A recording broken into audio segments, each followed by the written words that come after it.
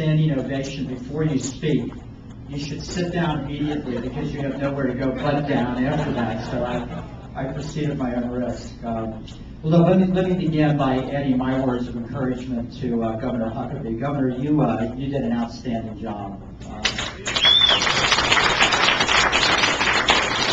I'm sure you all noticed how often the pundits and the talking heads wanted to really declare your candidacy over.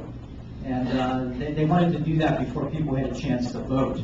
And time again, Governor Huckabee beat the expectations, and he did it by talking about the things that motivate folks like us, about life and family. It was an extraordinary job that he did, and I don't know if I'm putting you on the spot, Governor, but I'm looking forward to the role that I'm hoping Governor Huckabee will play in the administration of the next President of the United States, Senator Bauer.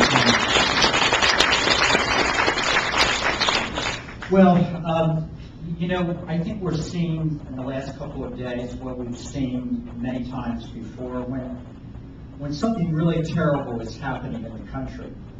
Americans close ranks. Suddenly our party registration or our favorite ideology sort of takes a back seat.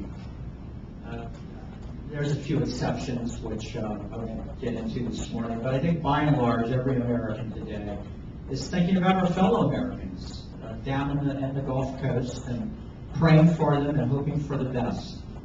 I think we saw the same thing on the morning of 9/11. If we could have one room where every American was sitting, it wouldn't matter whether they were Republicans or Democrats. You can start over one table, go person by person. Every one of them would be able to tell you exactly where they were on the morning of 9/11 and what they were thinking and how suddenly country became more important than anything else. I remember reading about all those phone calls that were made on the morning of 9/11. I'm sure there are a lot of phone calls being made right now down in Louisiana and Alabama and Mississippi. I'll guarantee you those aren't calls to people's bankers or their insurance salesmen.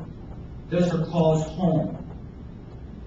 The morning of 9/11, people called home. They called husbands and wives and children and parents to simply say, I love you. Don't forget me. Tell the children every day what they meant to me.